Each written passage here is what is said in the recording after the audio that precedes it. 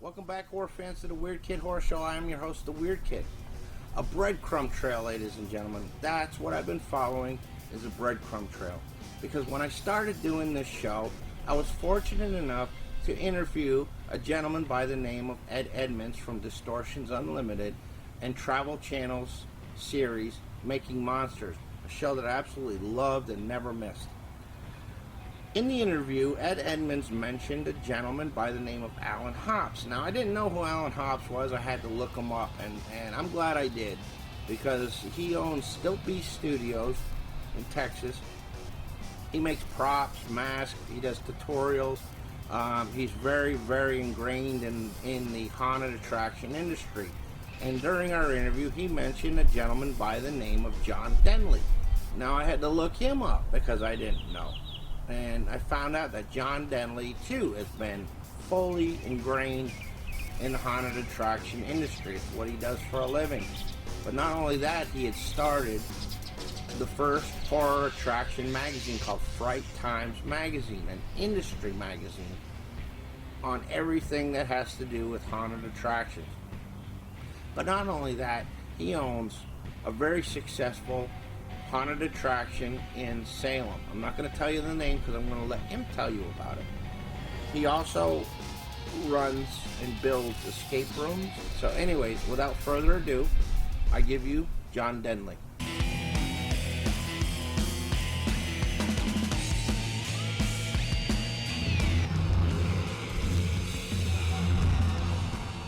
We're here with John Denley.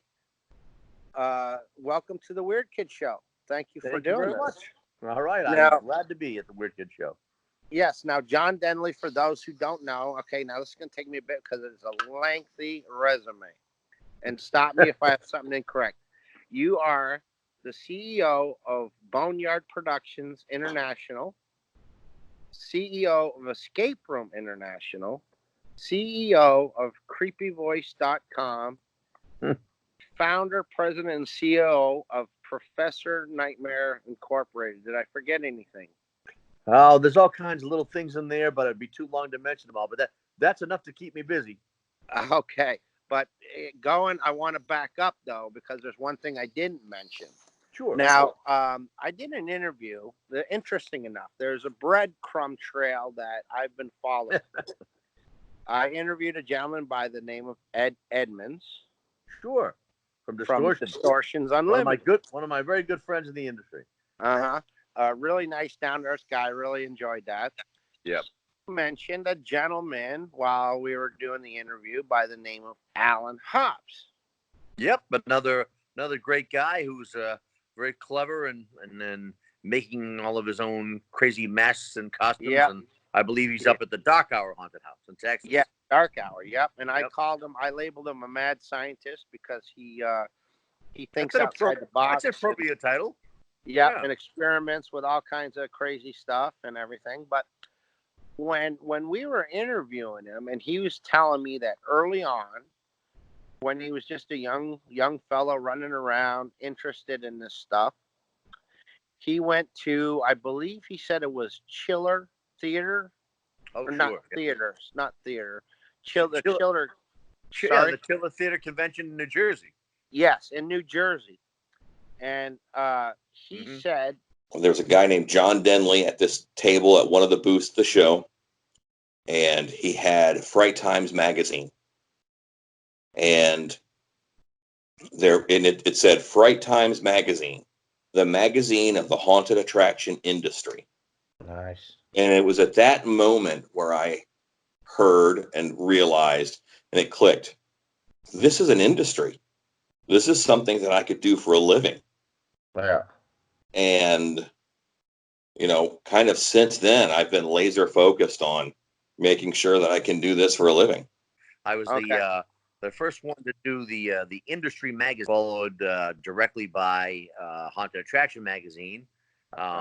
And so what was interesting about it, if you were like brand new or if you were a kind of a polished veteran, you could find something to sink your teeth into in this magazine. Okay, so let me ask you. Okay, first of all, let's go back because I ask everyone the same question. What corrupted you? What corrupted me is a sad story. My story is pretty simple in the fact that my brother, even when at the age of like 3 years old, would read me the encyclopedia, and he taught me every dinosaur known to mankind. So every single dinosaur. And so I was fascinated by dinosaurs because they were like monsters. I even thought a skeleton. I didn't know that was part of the human body. I thought that was a monster, right? But the next thing you know, I heard my older brother watching the old classic version of Dracula, which I wasn't allowed to watch, but I crept down and hid behind the railings, and I watched Dracula, and I went, oh my God. And I'm like, not only can this guy turn into a bat, a wolf, a puff of smoke, and he's way better than dinosaurs. Plus, he even gets the girl at the end. I'm like, this guy is it. So then I got into Frankenstein, and at the little corner store there was a magazine called the Monster Times, and I was like, I couldn't believe it. A little like a newspaper of monsters. But sure enough, I got my first Halloween mask at the age of 4, and this is what did it for me. It was a Ben Cooper Frankenstein mask, and it was just those plastic ones, with the elastic across the back and the onesie that comes with it, And I thought that I was going to go up to people's doorways and they would be horrified by me. I thought, I am going to get to scare these people. I'm going to get to be Frankenstein. And I sure enough, I'd walk up to the front of these places to get some candy, and they would go, oh, what a cute little boy, and then take off your mask. And I'm like, oh, and I would put my head down like going, I can't believe they're not scared of me. And even a couple days after, I begged my mother if I could just wear, not the mask, but the costume as pajamas, because I was like, I had this love of this addiction to Halloween. I started decorating the house for it. And to me, right after Christmas, I started counting down the days to Halloween. I circled every horror movie that was, I had TV Guide back then, and I would circle every single horror movie that was going to be on the television, to the point of fast forward to teenage years. I had, cardboard boxes that were refrigerator boxes that were coffins, mannequins on the roof, speakers out the window, bodies all over the lawn. And I had people coming from other cities trying to see my Halloween display. And I had the bug. I had it bad in terms of, I knew, and it only got worse. I've haunted things like, Madison Square Garden and gigantic things. But it all came from the front lawn, and it all came from seeing those early black and white classic movies, watching Creature Double Feature every Saturday, 1 o'clock at 2:30. And, I'm sorry, people would ask me, hey, can you, we're going to go do this one. Nope, nothing interrupted Creature Double Feature. Well, that's something I want to, that's something we share in common, because I used to watch Channel 56 out of Boston. Absolutely. Creature Double Feature. And that's what corrupted me as well. I never missed it. While all the normal kids were out playing on Saturday, I was glued to the TV from 12 to about, I don't know, 2 movies. It was around 4:30 in the afternoon, and you couldn't budge me from that TV. So we share that in common. Yeah. They show things like Reptilicus and the incredible 2-headed transplant, and so many that wouldn't die. And then you got the great, and all of the great Godzilla movies and stuff like this. But it just didn't matter. It was a monster movie, and it was what I lived for. Yeah. So and then did you used to buy like the creepy and eerie comic books, like the Warren titles? I had all of them. All of the famous monsters things. I eat and shoot up Fangoria and Gorezone when I got to that level. But I did all the Aurora models. I did all the, and it's funny, as a mask maker and things like this, I made masks for many years as well. But what is very interesting is you start off like buying masks, and they're like, they might be like Don Post, or they might be, they probably start with the plastic ones that you see in your store, then Don Post, and the ones in your local hobby store, and all of a sudden you discover Jeff Studios, and you're like, whoa, this is a mask. And then you start discovering like, Henry Alvarez and Dr. Lady and all these other people that are in the industry that sell these high quality masks. And people would ask me, they say, do you wear these? And I say, I have hundreds and hundreds of masks. And they would go, and I said, no. And they go, what do you mean? I said, I just collect them. And they go, well, why do you collect something you would never wear? And I said, these were all the creatures I grew up with as a kid, and now I get to have them in my own home. So I can look at them every day. You know, and some people collect baseball cards. I collect high quality masks with glass eyes and teeth and punched hair, and have amassed an incredible collection over the years. You know. Yeah. Now, do you still have this big collection, or oh, are you still a collector? I collect like every week. There's a new edition. The UPS guy literally sometimes stops and waits for me to open them to see just what it's going to be. So yes. Okay. Oh yeah. So you even got the UPS guy hooked. Oh yeah, my entire office is full of them. But where my warehouse is, I even have even down by my computer just downstairs, I have quite the collection down there with a lot of horrific items. And very unusual items. I tend to collect very rare or one of a kind items. And it's just a passion, Well, and they give me fuel. I look at them and they motivate me to come up with new ideas for the haunts, and I surround myself with them, and that's when I do my best design work. Well, and that's something. When I interviewed Alan Hops, he pointed out something that I never thought of that you might probably agree with. When you create a mask, you're actually taking a nightmare from your head. You're materializing a monster in your head. Yeah. And you're giving it to the world. You're giving it life, and it's much like a haunted house. You are taking something that was nothing, and you are creating, like Frankenstein, you are creating new life. I have the ability to walk into a room, a blank room, and look at it and know exactly what it's going to look like when it's all done, and in my mind, when it's haunted, whether it's going to be a sci-fi room, a horror room, or what it's going to be. And I love that. Same thing as Alan was pointing out with the sculpture. I'm sure he starts off, as most sculptors do. Sometimes he probably knows exactly what he wants to sculpt.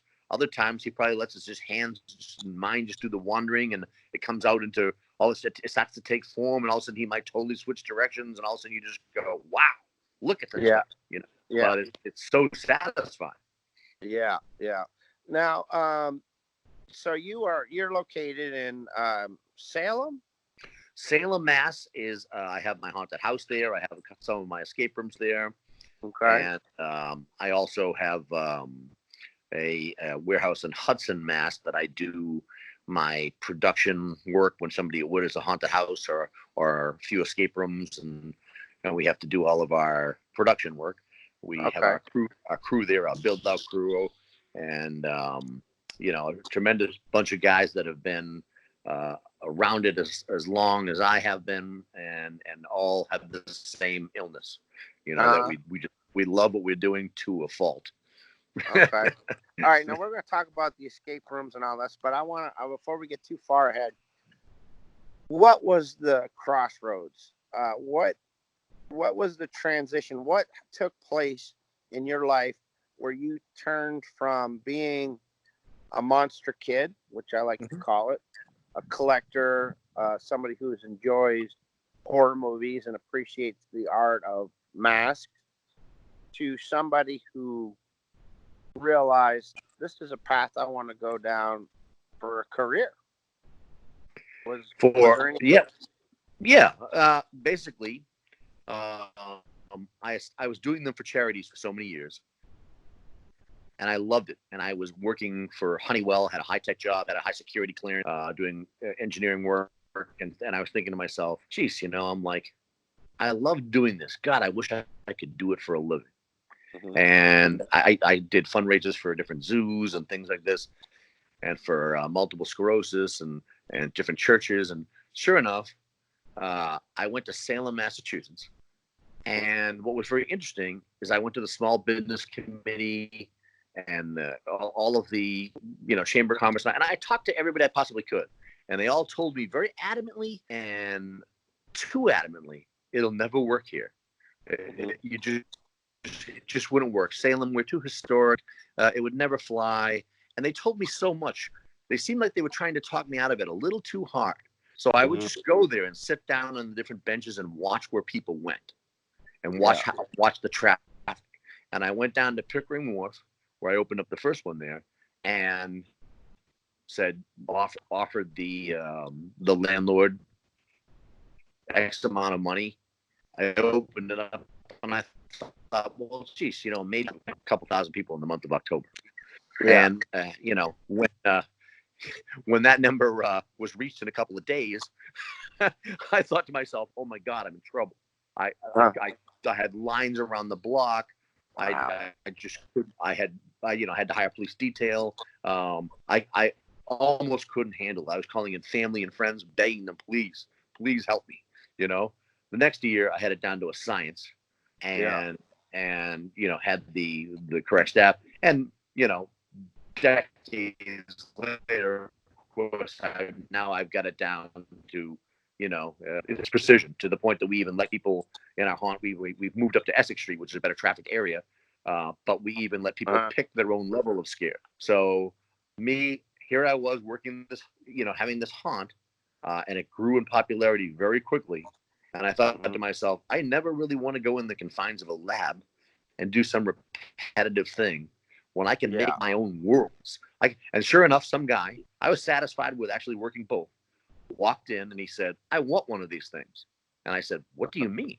He said, I want one of these right here. And I go, a haunted house? And he goes, yeah. And I go, well, every tree is done by hand. Every brick and stone is carved by hand. This is all hand-done labor of love, It wasn't something you could buy at a trade show or anything like this.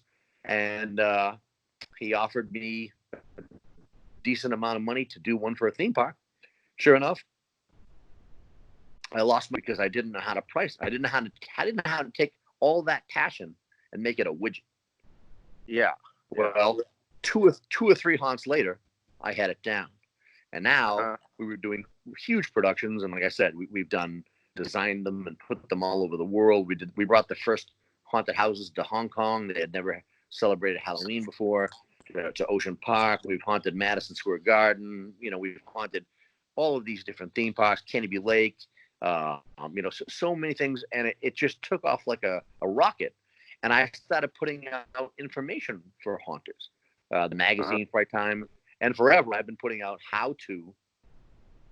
Started off with VHS and then DVDs of how to run a haunted house, how to do scenery, scenery made frightfully easy, devilish detailing tips, actor training made easy, and I started having kind of a whole library of props made frightfully easy, and haunted. And I put out lines of just tons and tons of how-to videos, and I couldn't believe how popular they were. People were just craving information. And they'd buy the whole. They'd come running to the booth every year, going, "Where's the new one? Where's the new one? Where's the new one?" And and what was fun was, I had people years later would come to me and go, "Hey, I bought your series like 3 years ago," and I'm like, "Oh, great!" And they're like, "Let me show you what we've done." And they open up this book, and there's this pristine haunt that looks amazing. And they are doing fantastic. They're a super success, and they're like, "We just want to thank you, man. You gave us the spark." And I'm like, "Well, you did all the work. I don't take any credit for that." And I go, a lot of these people pick up a tape and go, "That looks like work. I'm not doing that." But other people had that fever and they run with it. It's amazing. But it is really nice to meet all these people and to hopefully inspire. You see a lot of people that you inspire, and then what's funny is some of them have gone to such a level. I see what they've done, and they inspire me right back.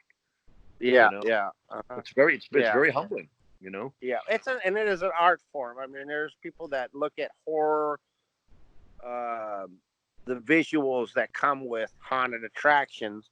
It's not fluffy bunnies, and it's stuff to jolt your nerves. To some people, it's appalling, but to others, like myself, it's art. It's beautiful, especially when you. What's amazing is the people who you hear them in line, and they'll say, "Man, these guys are smart. Look at this. It's just 1 month of work, and they make all this money." And I just laugh. I'm thinking, if they only knew how much blood, sweat, and tears and planning and safety equipment and inspections and things like this that go into a professional haunt, They would be blown away. It is the hardest way to make a living I've ever seen, but I will tell you, it's also one of the most enjoyable to see thousands and thousands of people come out of your place going, that was awesome. That was awesome. We had so much fun. And to watch the big tough guy come out scared and all of the friends laughing at him going, but they people go through the haunt and they're apprehensive. And it's so funny to watch them come out with almost a sense of camaraderie. Like, we survived that together. We did that. And what I love to do is scare them and then also throw in a few moments of humor so they get to let their guard down again and then scare the hell out of them again. And it's kind of an evil formula, but it really works. And I love to see them come out screaming and laughing at themselves, at going, oh my God, I can't believe I was so ridiculous in there. But they're high-fiving each other going, that was awesome, and it makes you feel good about it, because what's better than creating something that other people can enjoy and that they tell their kids, oh, there was this place, I remember I was getting a haircut one time. I don't have much left to cut, but I was getting a haircut one time years and years ago. And I just remember this one guy saying, oh boy. And it was my first giant commercial haunt. It was a 20,000 square foot haunt in Malden, Mass, called the World of Horror. And he said, I rented this place years ago. And the person was cutting my hair. And he says, no haunt will ever compare to it. And I go, what place is this? And he goes, oh, it was in Malden, Mass. And I go, Malden? Huh? And I go, what was the name of it? And he goes, World of Horror. And I go, tell me about it. And he was telling me stuff. And the way he was practically drooling, telling me about it. This was a memory that was going to be in his head forever. And I put it there. This is so cool that he is telling this tale and passing it on, even though it no longer exists. He passes it on. And what's great about the haunt that we do in Salem, called Witch Mansion, what's neat is you get to pick your own level of fright. You pick your level of scare. Yeah. So we have strollers come through, and they pick a 1, and we give them like a lantern of protection so that the monsters know not to focus on them. Yeah. Okay. But what is great is you'll see people going, oh, we did a 7 last year. Let's see if we can work our way up to a 9 this year, So what it's become is a tradition. And I don't think there's anything more powerful that your haunt can become than a tradition for the town surrounding it, And in Salem, we have people traveling the coast. So they're from people all over the world. And sometimes, and you know what? Scares transcend all language barriers. Okay, I don't, I speak English. I have the bad Boston accent. I say shock attack and pakaka, but it doesn't matter. Whatever country you're from, you understand being scared. People jumping out by jumping out. They, after the first scene, they know exactly what they signed up for.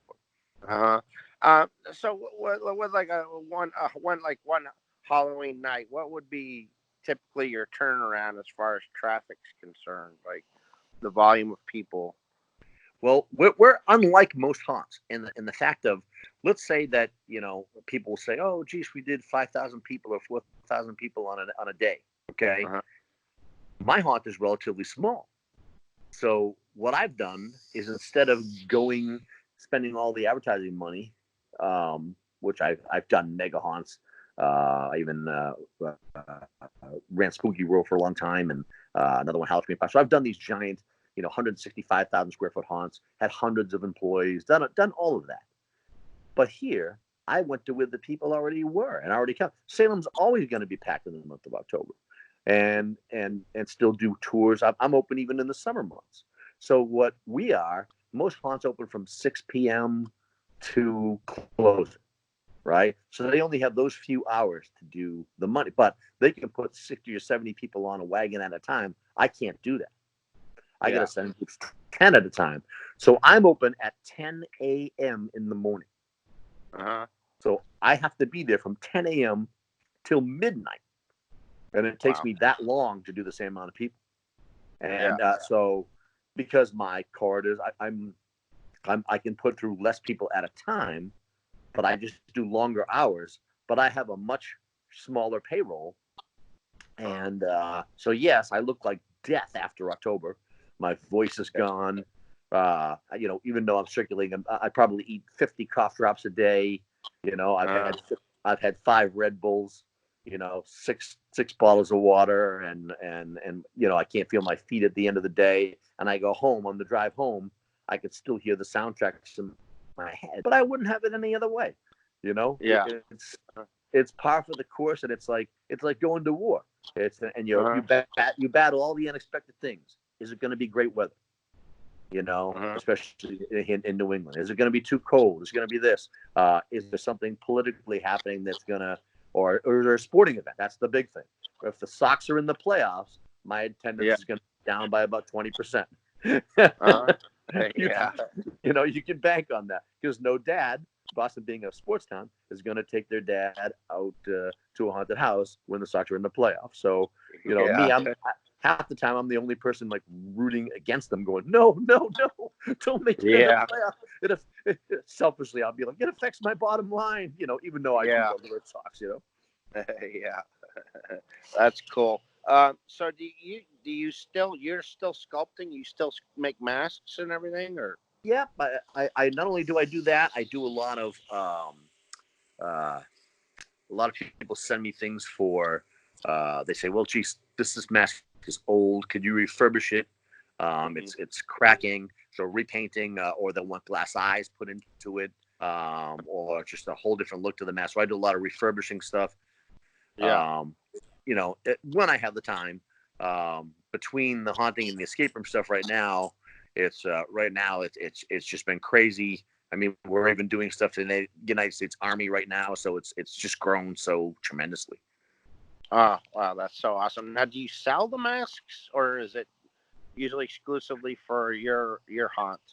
No, unlike Alan, where he's very talented, where he does, he'll build up the mask from all kinds of things. This, you'll see from his videos, he'll take stuff off the floor, out of drawers, or any creative stuff, and make whatever he can for forms. And he'll sell them at the trade shows. Me, I'm more of a collector. And then for other high-end collectors, some of them will send me their stuff for restoration. Some museums will also send me things for restoration, and this just doesn't look real enough. And I'll say, well, why don't we put in some glass eyes, and why don't we give it a paint job to make it more look more translucent and lifelike, and add some character to the face. So I do a lot of I'm very picky about what I take. I'll be honest with you. I try to avoid things with lots of hair, because, as any math person will tell you, and I'm sure Alan would agree, hair is the most tedious thing in the world. Well, yeah, especially especially if you're punching it.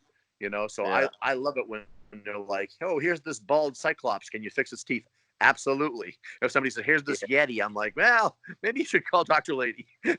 Yeah. Now, do you remember,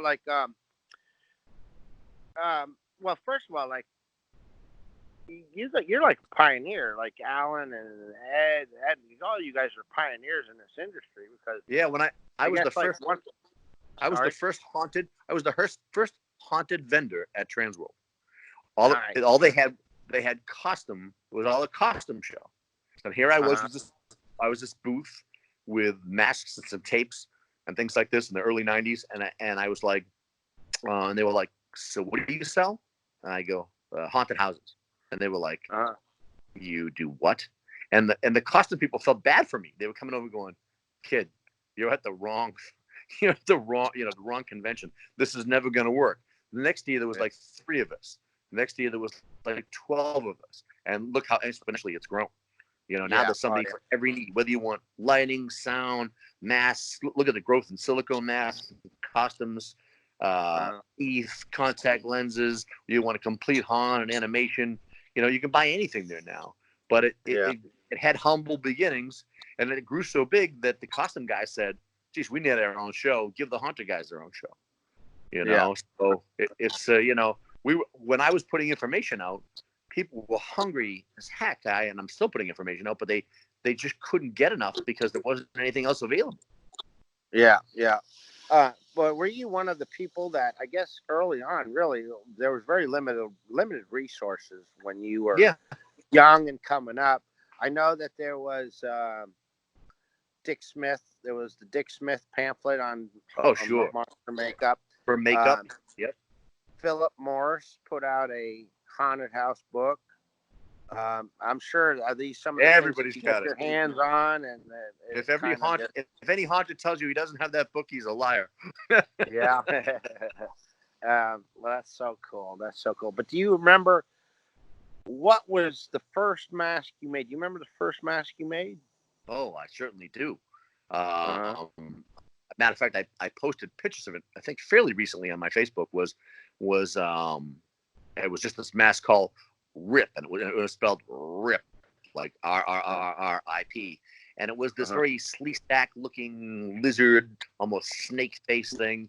And I was going to makeup school in New York. They had special effects workshops.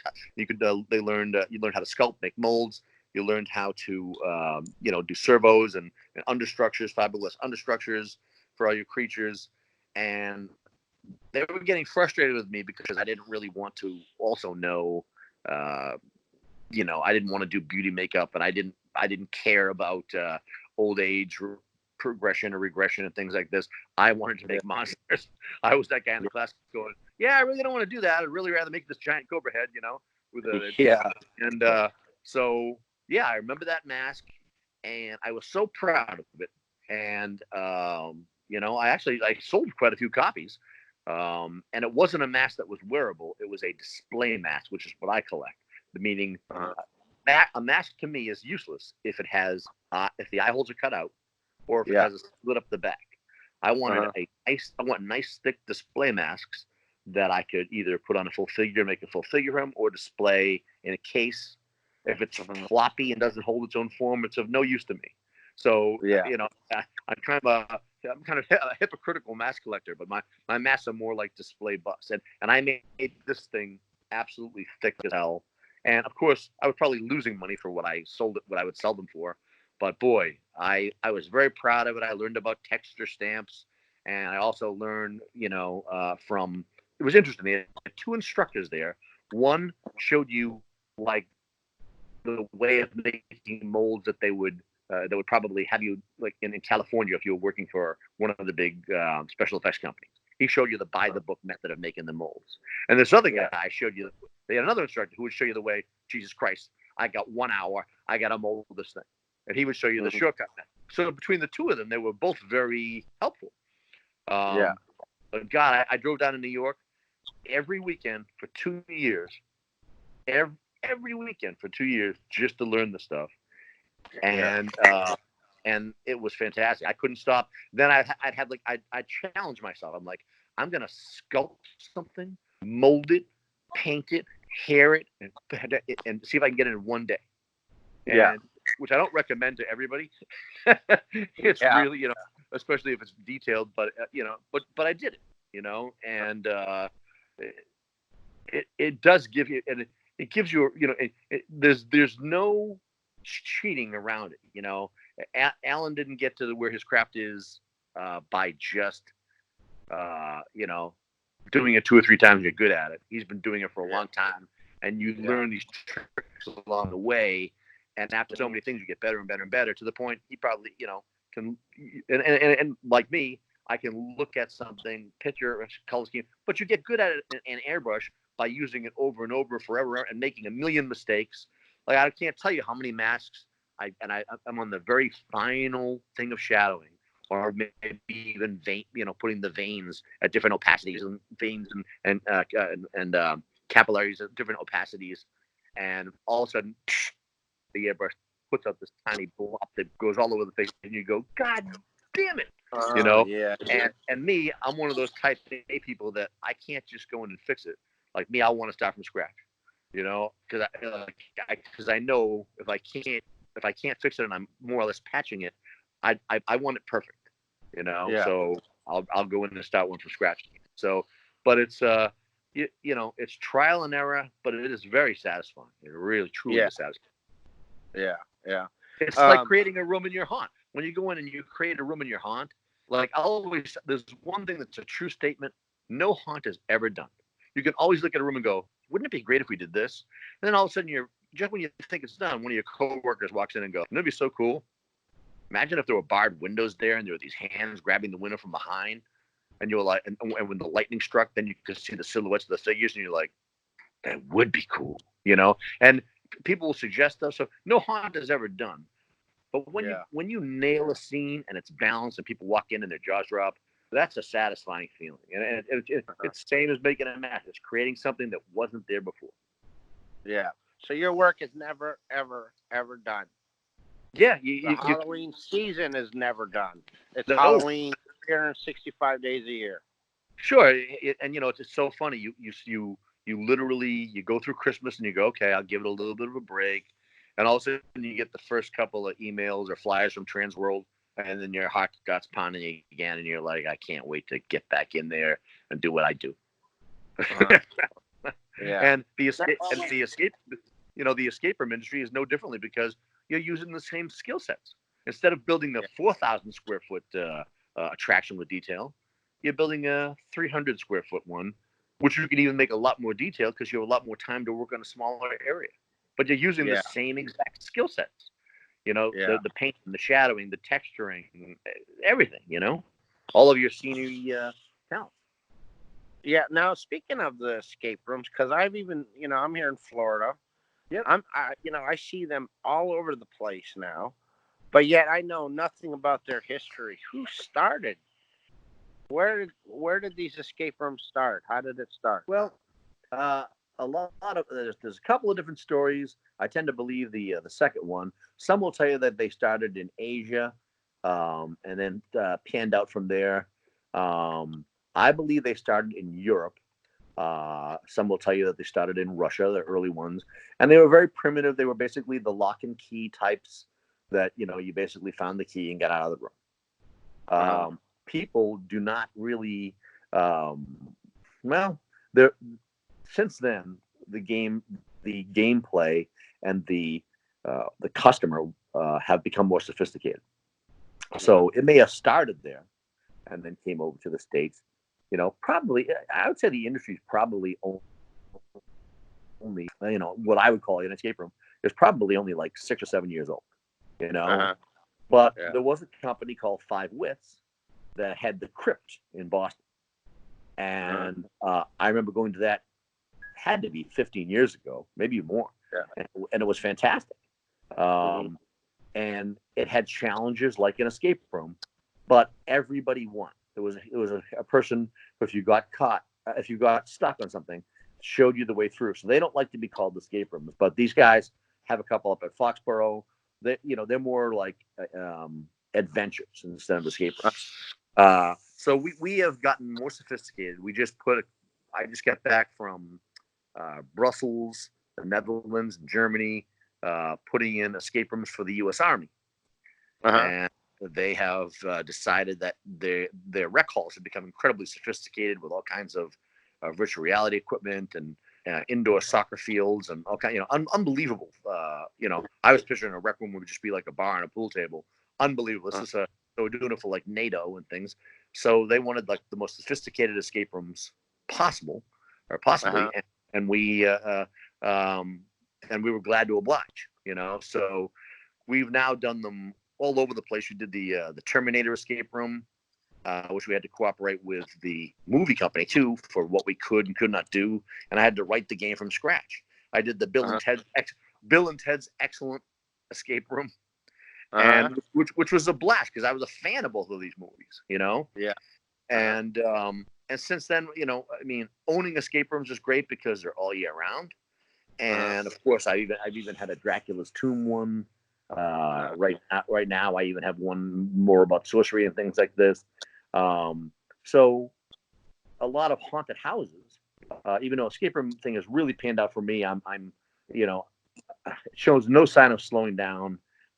It goes, unlike a haunted house, it goes all year round. So you can, they're not, but a lot of haunted houses are turning to like saying, well, geez, we can take the property we have, add a couple escape rooms onto it, or even add an escape room during our season that's not an hour long. Maybe it's a 10-minute experience. Yeah. And horror themed. So what better guys to call? We have both. We have backgrounds in both. So it's a lot of fun. I really enjoy, to me, it's the same thing A lot of guys want really scary escape rooms. Other ones want more fantasy related. It's just, but it's still creating. It's creating the gameplay, the story, all of the puzzles, and trying to stay one step up, above what you've seen. Yeah. Now, speaking of which, of your company, and like I said, you brought Hong Kong their very first haunted house. Yes.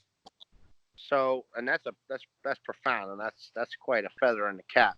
But as far as your company's concerned, sure, to do something like that or anywhere, a haunted house, be it escape room, are you a self-contained company? Like, you got somebody in your company that does the electrical, the carpentry, is it all done in-house, or is there, you have subcontractors?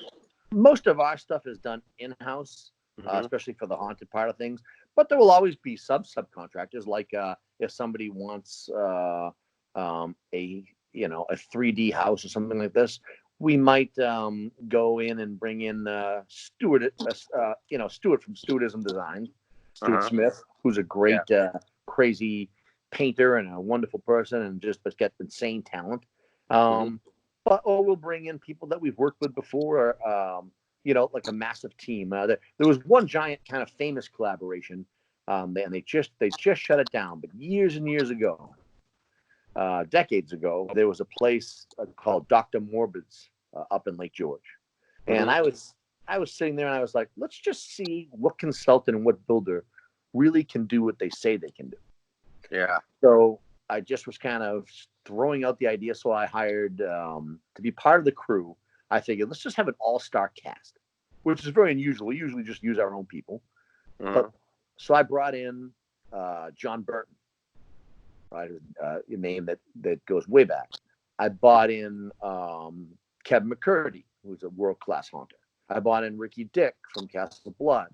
I brought in quite a few people from Rich Hanf, who's one of the ultimate all-time haunters. He was on a lot of my how-to DVDs. He's a true haunter who gets his hands dirty and haunts. I mean, this guy's been around forever. Him and I started that whole series together, and it was amazing. Everybody achieved a similar result. But what was so interesting is that we all went about it in completely different ways, But the house was amazing because it had so many different styles and flavors of haunt. It was just, I wanted to take it home with me because it was so beautiful. And that was really, we did it in the winter up in Lake George, which is very cold. And it was just it's funny to call a haunt gorgeous, but this was absolutely gorgeous. I mean, the owner must have been so proud of this. We were proud of it. It just beamed excitement. And when the owner kind of took it for a test drive, they were like, well, I don't understand. We walked through and it wasn't that scary, but we haven't put actors in it. So, of course, we got in and they screamed their lungs out. And they were like, oh, I see. You really know what they bought, And it was great working with other haunters, other brand name haunters. We all get along fine. We might be competitive and things like this, but what a great thing is that there's a great camaraderie and respect for one another, and that's another nice thing about the industry, Okay, well, let me ask you this.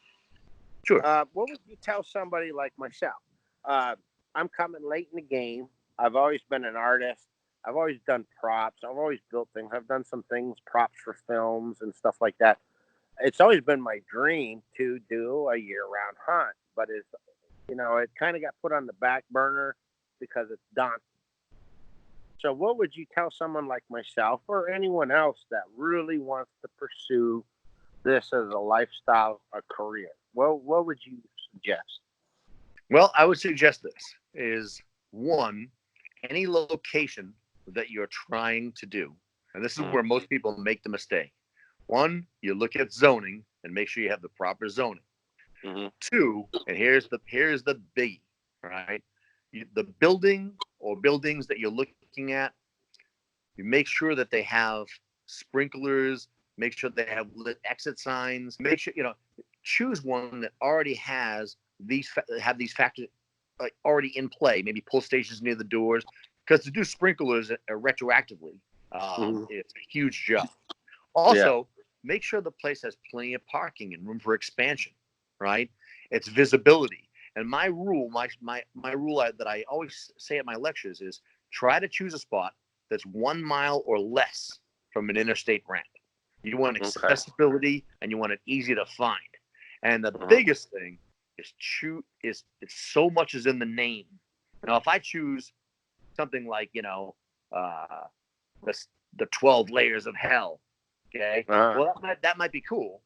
But the thing is, there are lots of people. If you're going to go for corporate sponsorship, you're never going to get it with that name. Okay. Yeah. So you try to find something, who your audience is, and you attract them. Like Witch Mansion. Yeah. And if we don't scare you, you're already dead. That's a fun name. You have Witch's Woods, which we did up for Neshoba Valley Ski Area. We did that for them. All the way. We've been with them for 20 years now. But you know what it is. So try to give a name that people will remember, and have a nice little byline. But back at Spooky World, it was Spooky World, America's Horror Theme Park. You knew exactly what it was. But if it's too intense, your audience will also be. You have a specified audience, because you want to try for the families. You want the dads and moms to bring the kids. You don't just want horror fans. You want families to have a good traditional Halloween fun and make your haunt a tradition. Nice. Okay, that's good sound advice, actually. I do know enough to know that there's a lot of people that take it at face value and don't realize how much goes into this. I talked to Alan Hops about it, and he says, when you're a haunter, you have to be an electrician, a carpenter, but you also have to know local government laws as far as, like you said, zoning and what the fire marshal is going to approve and not approve. There's a lot of things to think about. They will classify you usually as a special amusement building, and what that classification involves, I believe that the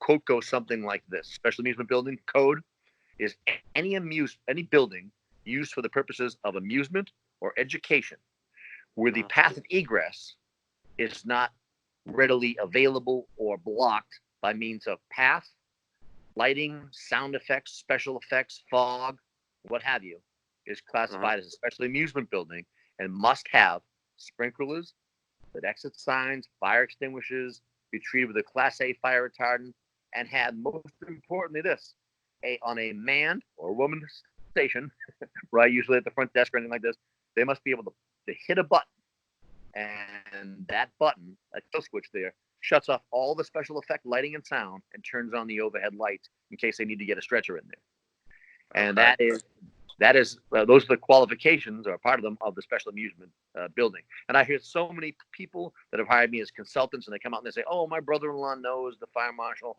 and I'm like, "You really need sprinklers?" And they're like, "No, don't worry about it. I'll get past it." And I'm like, "Once the state guy gets here, you won't get past it. And you know what? You don't want to get past it, because if anybody gets hurt in your haunt, you don't want to live with that." No, no. And why hold things up? Just do it right the first time. Exactly. Yep. So, well, the other thing I wanted to mention, me, the weird kid, am on a journey, if you will. Sure. This April, I'm going to Texas for 3 days. I'm attending Alan Hops's Monster Camp. I'm not sure if you've heard of that. Oh, yes. Yeah. For 3 days, I'm going to learn to sculpt, mold, pour, paint, and hair my own half mask. Excellent. I had kind of gotten the same invite from Ed Edmonds to go out to Colorado. Sure. And learn to make monsters. And it's starting to formulate into something that I'm almost calling the Frankenstein Project, where I possibly come out and meet and spend maybe a couple of days with some of these great pioneers in the industries and learn a little bit of something from each and every one of them, And then for the grand finale, I'm going to incorporate everything I've learned from everybody and put it into practice and create my own mask. Well, you have an invite here when you're done with those guys.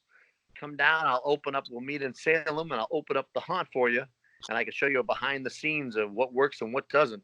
Because I look at my haunt as a laboratory, and the fact that we're open so long, and we're open in the summer too, so we have all year to test things out on people like lab rats and see what works and what doesn't. And so I will invite you in for a day, and certainly I'll guarantee you'll take a lot back with you on like, wow, there's a lot of simple things that that will overweigh $30,000 animatronic any day that you can do with your actors and with the right scenery. And you've heard this beauty and simplicity. And remember those old movies? They didn't have all the CGI, but why were they so scary? And I've taken a lot of lessons from those. Yeah, true. I went to Salem. I was in Salem probably about 6 years ago. Mm-hmm. Somehow I missed your haunted house. Kicked myself now in hindsight, but with that invitation, I think I might have to take you up on that. Sure. And you'll get some free labor out of the deal because I'm a give and receive type of guy. So if you need some work done, you got some free labor, even if it's cleaning the haunted house toilets. Well, we'll do better than that. We'll make a scene or work on a scene and show you some techniques. Oh, that would be fantastic. I so much appreciate it. It was really awesome talking to you, Great John. talking to you.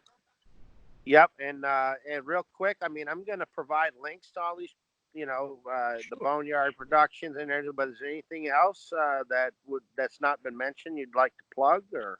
Well, we have creepyvoice.com, and I'm the guy that, unfortunately, if you're in New England, you'll hear, an example of, like for Witches Woods, it'll be like, there are 3 things to remember this October.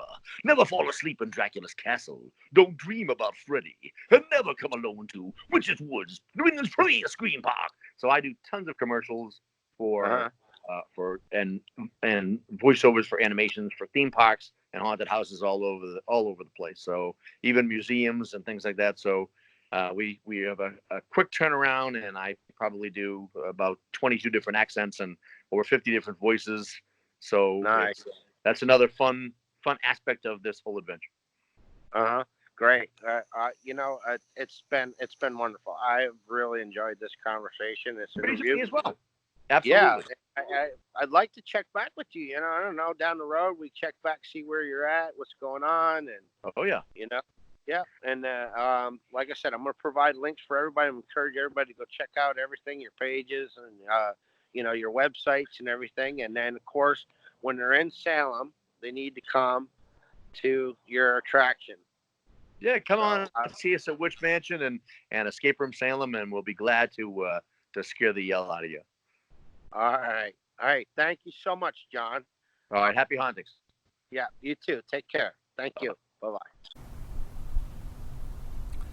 So what do you think about that, guys? First of all, I want to apologize. Skype interviews, for the most part, are successful.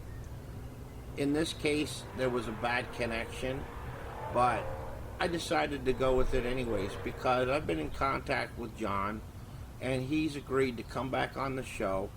He's also agreed to do another Skype interview while he's in his office space to show us his giant mask collection. I would love to see it. I hope you would as well. The other thing too is he gave the Weird Kid an open invitation to go down there and learn a few things. Anyways, I encourage you to go check out his websites, and if you're in Salem, stop by, check out his haunted attraction. If you haven't done so already, I ask you to please like and subscribe. Hit that bell. It's going to inform you when I upload another video. And I'm telling you, I'm so backlogged. There's so much that my head's going to explode if I don't get all this nerd information out of my head. There's so much to come. I'm just getting warmed up. So I appreciate you. And until next time, Peace.